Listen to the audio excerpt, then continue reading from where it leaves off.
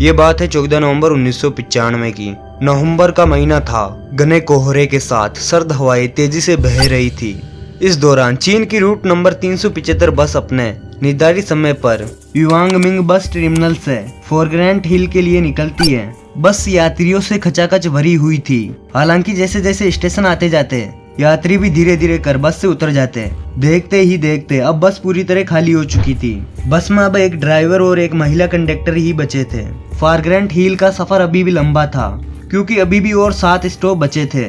लगभग आधी रात का समय हो चुका था। चारों ओर सन्नाटा पसरा था। जिस सड़क पर यह बस जा रही थी वे गांव और घने जंगलों के बीच से होकर गुजरता था। 1-2 स्टेशन गुजरने के बाद बस नंबर 375 समर प्लेन्स के बस स्टॉप पर रुकती है। यहाँ से एक वृद्ध महिला और एक 19 साल का लड़का और एक कपल बस में चढ़ जाते हैं। यंग कपल ड्राइवर के पीछे वाली सीट पर तो लड़का बस के गेट की साइड वाली सीट पर जाकर बैठ जाता है। वही वृद्ध महिला लड़के के ठीक पीछे वाली सीट पर बैठी होती है।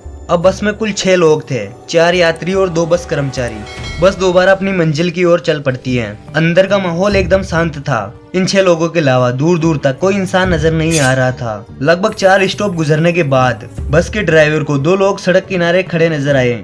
ये देख पहले तो ड्राइवर ने बस को रोकने के लिए नहीं सोचा, क्योंकि वो लोग जहाँ पर खड़े थे वहाँ कोई बस स्टॉप नहीं था। हालांकि महिला कंडक्टर के समझाने पर ड्राइवर ने बस रोक दी, क्योंकि इस रूट की ये आखिरी बस थी। खैर बस रुकती है और वे पीछे वाले दरवाजे से अंदर दाखिल हो जाते हैं। तभी हैरान कर देने वाली बात ये हुई कि बस में 2 नहीं बल्कि 3 लोग अंदर आए, जबकि बाहर केवल 2 लोग ही दिख रहे थे। उनमें से 2 व्यक्तियों के चेहरे बिल्कुल सफेद थे, आम लोगों से भी ज्यादा सफेद, और तीसरे व्यक्ति को उन्होंने अपने कंधे के सहारे खड़ा कर रखा था। तीसरे व्यक्ति का सिर नीचे की ओर था, बाल बिखरे हुए और उसका चेहरा बिल्कुल ढका हुआ था। तीनों लोगों ने चीन के प्राचीन काल के कपड़े पहने हुए थे। ये तीनों पैसेंजर बस की सबसे पीछे वाली सीट पर जाकर बैठ गए। बस में अशांति ना फैले इसके लिए महिला कंडक्टर ने लोगों को समझाया कि हो सकता है ये किसी नाटक या कंपनी में काम करते हो और देर रात होने की वजह से या घर जाने की जल्दी में वे अपने कपड़े उतारना भूल गए हो।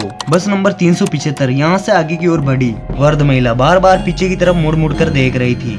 अगला स्टॉप आता है तो यंग कपल वहाँ उतर जाते हैं। अब बस में कुल 7 लोग थे। अभी भी वो वृद्ध महिला बार बार मुड़कर उन 3 लोगों को देख रही थी। वे लोग उनको कुछ अजीब लग रहे थे, लेकिन बाकी लोग अपने काम में व्यस्त थे। महिला कंडक्टर भी ड्राइवर से बात करने में व्यस्त हो गई। करीब 2-3 किलोमीटर ऐसे ही आगे जाने के बाद वृद्ध महिला अपने आगे बैठे हुए लड़के को एक तमाचा लगा देती है। महिला जोर से चिल्लाती और कहती है, मेरा पर्स कहाँ है और उसे मुझे जल्दी वापस करो। ये सुनकर महिला कंडक्टर वृद्ध महिला से कहती है, आपका पर्स इसने नहीं चुराया है, ये तो आपके आगे बैठा हुआ है। लड़के ने भी अपनी सफाई में ये बात कही, लेकिन वृद्ध महिला अपनी बातों पर अड़ी हुई थी। वे लड़के को पुलिस के हवाले करने की बात करने लगी। ड्राइवर और महिला कंडक्टर वृद्ध महिला को समझाते रहे, लेकिन वो नहीं मानी। उसने ड्राइवर को अगले स्टॉप पर बस रोकने के लिए कहा। बस रुकते ही वृद्ध महिला ने लड़के का कॉलर पकड़कर घसीटकर नीचे उतारा और बस वापस अपनी मंजिल की ओर निकल गई। अपने साथ हुई इस घटना से लड़का बहुत ही परेशान हो चुका था। लड़के ने वृद्ध महिला से कहा, मैंने आपका पर्स नहीं चुराया है और आपके गलत इल्जाम की वजह से मेरी ये आखिरी बस भी छूट गई। अब मैं घर कैसे जाऊंगा और आप मुझे कौन से पुलिस स्टेशन लेकर जा रही है, क्योंकि यहाँ आसपास तो कोई पुलिस स्टेशन है ही नहीं। तभी वृद्ध महिला एक लंबी गहरी सांस भरने के बाद लड़के से कहती है, मैंने तुम्हें पुलिस स्टेशन ले जाने के लिए बस से नहीं उतारा और ना ही तुमने मेरा पर्स चुराया है। ये इल्जाम मैंने तुम्हारी जान बचाने के लिए लगाया था।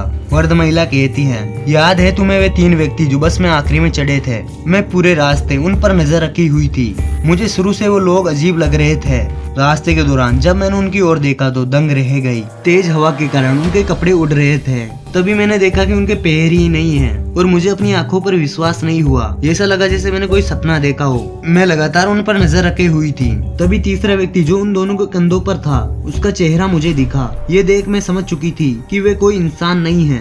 मुझे जितना जल्दी हो सके उस बस से उतरना था और तुम्हारी भी जान बचानी थी। इसलिए मैंने अपना पर्स चोरी होने का झूठा इल्जाम तुम्हारे ऊपर लगाया, ताकि उन लोगों को कोई भी शक ना हो और हम दोनों उस बस से सही सलामत नीचे भी उतर जाए। इसके बाद वे वृद्ध महिला और वो लड़का तुरंत पुलिस स्टेशन जाते हैं और पुलिस कर्मचारियों को अपने साथ घटी इस घटना के बारे में बताते हैं। हालांकि यहाँ कोई भी उनकी बातों पर यकीन नहीं करता है। पुलिस उन्हें वापस घर लौट जाने की सलाह देती है। इसके बाद वृद्ध महिला और वो लड़का अपने अपने घर चले जाते हैं। अगले दिन 15 नवंबर की सुबह पुलिस को सूचना मिलती है कि युआन मिंग बस टर्मिनल से फ्रैग्रेंट हिल तक जाने वाली रूट बस नंबर 375 गायब है। बस अपने निर्धारित टर्मिनल तक नहीं पहुंची थी।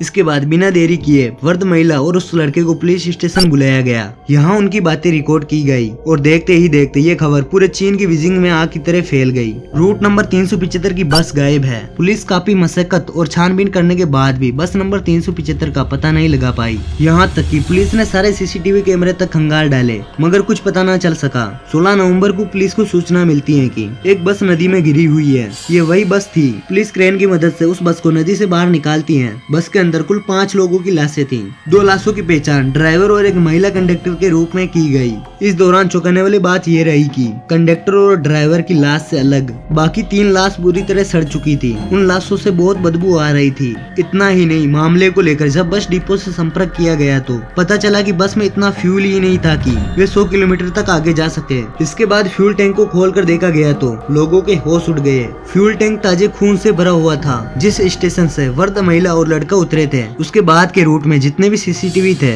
उनमें से एक भी सीसीटीवी में वो बस कैद नहीं हुई। ये घटना 1995 की सबसे बड़ी घटना थी जिसे ग्लोबल टाइम्स ने अपने चैनल पर दिखाया था।